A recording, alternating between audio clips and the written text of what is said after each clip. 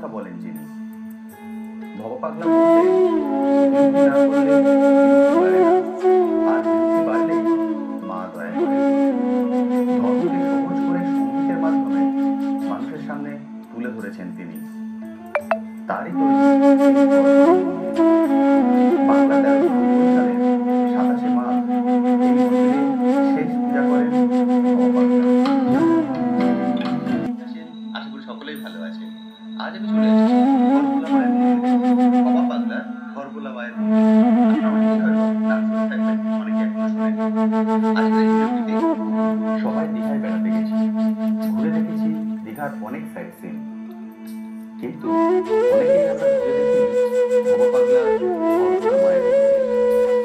খড় অর্থাৎ শিবের কথা বলেন ভবপাগলা বলতেন, বিরতি না করলে বিরতি বাড়ে না, আর বিরতি বাড়লে মা দয়া করেন। ধর্মকে সহজ করে সঙ্গীতের মাধ্যমে মানুষের সামনে তুলে ধরেছেন তিনি। তারই তৈরি এই খড়গোলা মন্দির। বাংলা 1390 সালের 27শে মাঘ এই মন্দিরে শেষ পূজা করেন ভবপাগলা। কেমন আছেন? আশা করি সকলেই ভালো আছেন। আজ আমি চলে এসেছি খড়গোলা মায়ের মন্দিরে। ভবপাগলার খড়গোলা মায়ের মন্দির। আপনারা অনেকেই হয়তো নাম শুনে থাকবেন, অনেকে এখনো শোনেননি। আজকের এই ভিডিওটিতে এই খড়গোলা মন্দিরের যাবতীয় ডিটেইলস আমি আপনাদের সঙ্গে শেয়ার করব। খড়গোলা মন্দিরটি কোথায়? এখানে আপনাদের কিভাবে আসতে হবে? খড়গোলা মন্দিরের ইতিহাস, এখানে পুজো দেওয়ার পদ্ধতি কি? মায়ের রূপ এখানে কেমন? এর A to Z থাকবে আজকের এই ভিডিওটিতে। ফলে ভিডিওটি স্কিপ না করে সম্পূর্ণটাই দেখার অনুরোধ রইল। আর যারা ফার্স্ট টাইম আমার ভিডিও দেখছেন তাদেরকে রিকোয়েস্ট করব, প্লিজ চ্যানেলটি সাবস্ক্রাইব করবেন। ভিডিওর নিচে যে রেড সাবস্ক্রাইব বাটনটি আছে সেটি প্রেস করে পাশে নোটিফিকেশন বেলটি অবশ্যই অন করে দেবেন। তাহলে আমার সকল ভিডিওর আপডেট সবার আগে পৌঁছে যাবে আপনার কাছে। চলুন তাহলে শুরু করা যাক আজকের ভিডিও। 1902 সালে ঢাকার কাছে আমতা গ্রামে ভবপাগলা জন্মগ্রহণ করেন। পূর্বে তার নাম ছিল ভবেন্দ্রমোহন রায়চৌধুরী।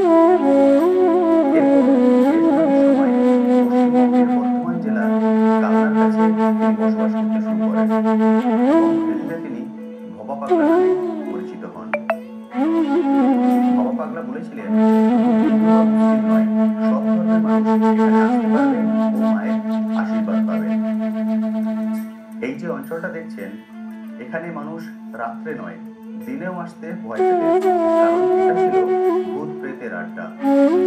কিন্তু এখানেই ভবপাগলার নির্দেশে পরবর্তীকালে তৈরি হয় মা খড়গোলার মন্দির। আমরা এখন পৌঁছে গেছি ভবপাগলার খড়গোলা মন্দিরে। এটি হলো খড়গোলা মন্দিরের মেন গেট। মন্দিরটি কিন্তু অনেকটাই বড় এবং মন্দিরটি একদম ওল্ড দীঘার কাছে। আপনারা যদি দীঘায় এসে যে কাউকে জিজ্ঞেস করেন খড়গোলা মন্দিরে যাবো, তাহলে যে কেউ আপনাকে দেখিয়ে দেবেন খড়গোলা মন্দিরের রাস্তা। একদমই কাছে, পায়ে হেঁটে আপনারা চলে আসতে পারবেন। আপনারা যদি চান আপনার পার্সোনাল কার নিয়েও এখানে আসতে পারেন। এখানে অনেকটাই ওপেন স্পেস আছে। মন্দিরের কথা বলে আপনার গাড়ি এখানে স্বাচ্ছন্দ্যে পার্কিং করে রাখতে পারবেন। মন্দিরটি কিন্তু অনেকটাই বড়। এবার চলুন মূল মন্দিরে চলে যাই।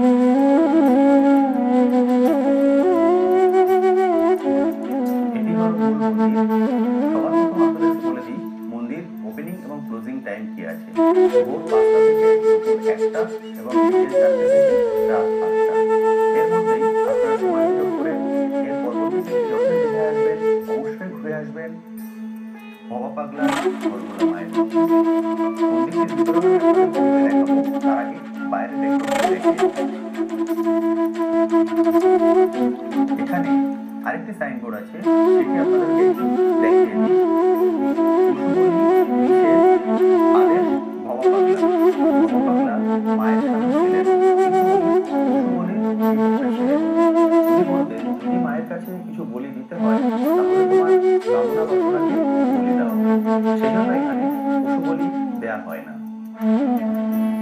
এটি যেটি দেখছেন এটি হলো পুরো মন্দির চত্বর। মন্দির চত্বরটি কিন্তু অনেকটাই বড় এবং বেশ খোলামেলা এবং ওল্ড দীঘার একদম কাছে হলেও এই জায়গাটি কিন্তু একদম নিরিবিলি এবং শান্ত। এটি যেটি দেখছেন এটি হলো মন্দিরের অফিস ঘর। আপনারা যদি কিছু ডোনেট করতে চান তাহলে এখানে নির্দ্বিধায় করতে পারেন।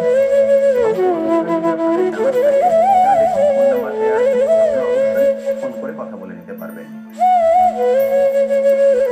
এদিকে আরেকটি গেট আছে, এই গেটটিও আপনারা দেখতে পারেন, পিছনের গেট, ছোট গেট। এখানে আরেকটি সাইনবোর্ড আছে, যেখানে মন্দিরের যাবতীয় নিয়মগুলো লেখা আছে। আপনারা যদি চান ভিডিওটি পজ করে সমস্ত কিছু দেখে নিতে পারেন।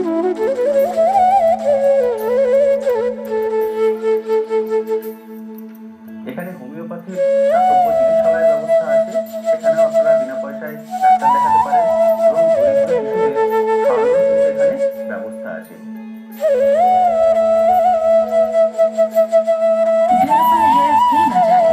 অনুষ্ঠান করছেন আমাদের ভোলা মহেশ্বর। ভোলা মহেশ্বরের খুব সুন্দর একটা মূর্তি এখানে তৈরি করে রাখা আছে, দেখতে কিন্তু অপূর্ব সুন্দর লাগছে। এবার চলুন আপনাদেরকে নিয়ে যাই মূল মন্দিরে। এটি হলো মূল মন্দির। মূল মন্দিরটি কিন্তু অনেকটাই বড়। সাগরপাড়ের খড়গোলা, শ্রী দেবী খড়গোলা, এটি হলো খড়গোলা মায়ের মন্দির। আর সামনে যে মূর্তিটি দেখছেন, এটি হলো খড়গোলা মায়ের মূর্তি। এর আগে আপনারা অনেক মায়ের মূর্তি দেখেছেন, কিন্তু সেই সব মায়ের মূর্তির সঙ্গে এই মায়ের মূর্তির কোনো মিল খুঁজে পাবেন না। এখানে দেখুন মায়ের মাথায় ময়ূরের পালক রাখা আছে, অর্থাৎ মা এখানে কৃষ্ণ এবং কালীর সমন্বয়ে বিরাজ করছেন।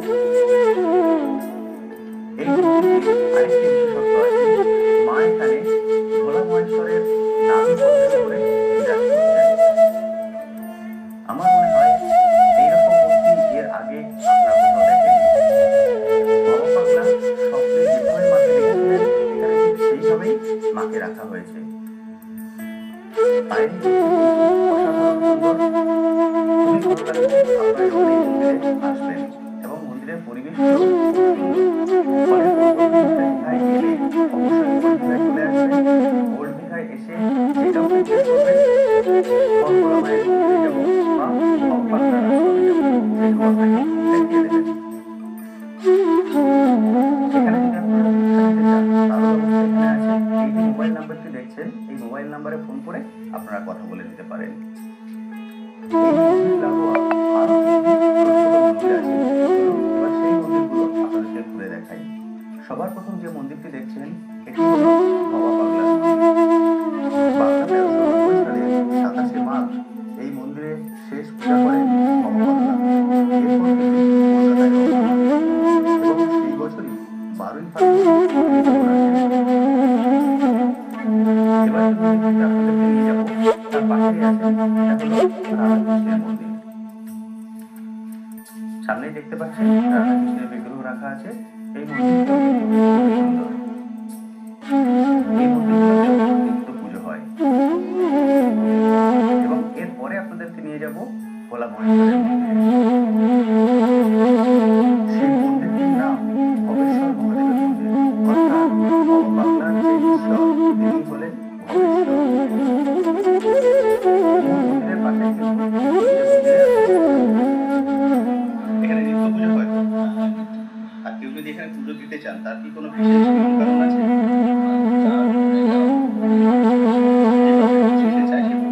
আচ্ছা, মন্দিরের বাইরে সব এখানে পুজোটা পাওয়া যায় না, বাড়ি থেকে নিয়ে আসা বাড়ি কিনে পাওয়া যায়? আচ্ছা, মানে বাড়ির বাজার থেকে।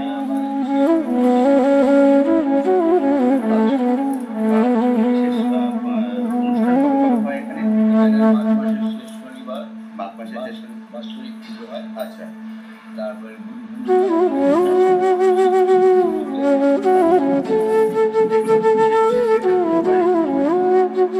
আর ওখানে যে ঢিলগুলো বাঁধা আছে, মানুষের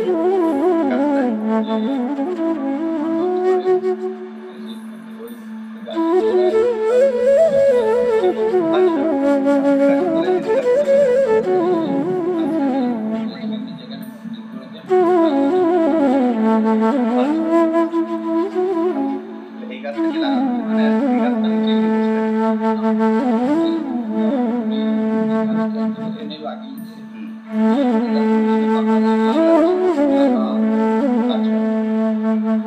মানে ওইখানে যে গাছের সেই গাছের চারা এনে এখানে বসানো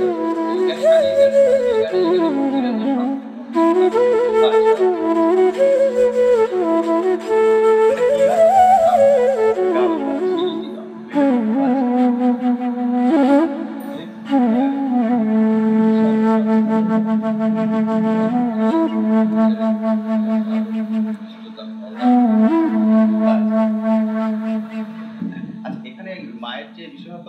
যে বাবা ভোলা মহেশ্বর নিচে শুয়ে আছেন, ওনার নাভিপদ্ম থেকে উপরে মা বসে আছেন। এটারও যদি এটা ওই পাগল যে রূপ পেয়েছিলেন সেই রূপে। আচ্ছা আচ্ছা, উনি মাকে যে রূপে পেয়েছিলেন সেই রূপটা এখানে করা হয়েছে, তাই তো? অসংখ্য ধন্যবাদ। এটি যেটি দেখছেন এটি হলো সেই গাব গাছ, যে গাব গাছের নিচে ভবা পাগলা সিদ্ধি লাভ করেছিলেন। তবে কিন্তু এটি সেই গাব গাছ নয়, সেই গাব গাছের চারা। অর্থাৎ উনি সিদ্ধি লাভ করেছিলেন বাংলাদেশে। ভবা পাগলা যেখানে যেখানে আশ্রম তৈরি হয়েছে সেখানে সেখানেই বাংলাদেশ থেকে সেই গাব গাছের চারা এনে লাগানো হয়েছে।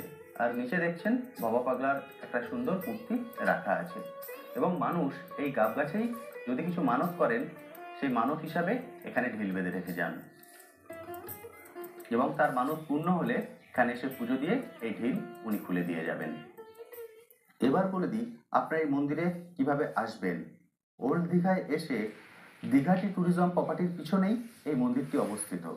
অর্থাৎ যে কাউকে জিজ্ঞেস করবেন হরগোলা মায়ের মন্দিরে যাব বা ভবা পাগলার আশ্রমে যাব, যে কেউ আপনাকে দেখিয়ে দেবেন। একদমই কাছে, আপনার পায়ে হেঁটেও চলে আসতে পারবেন। তো বন্ধুরা, আজকের ভিডিওটি আমি এখানেই শেষ করছি। কেমন লাগলো আজকের ভিডিওটি অবশ্যই ভিডিওর কমেন্ট সেকশনে লিখে জানাতে ভুলবেন না। আর এই বিষয়ে যদি আপনার কিছু কোশ্চেন থাকে সেটাও লিখে জানাতে পারেন, আমি আমার সাধ্যমতো উত্তর দেওয়ার চেষ্টা করব। আজ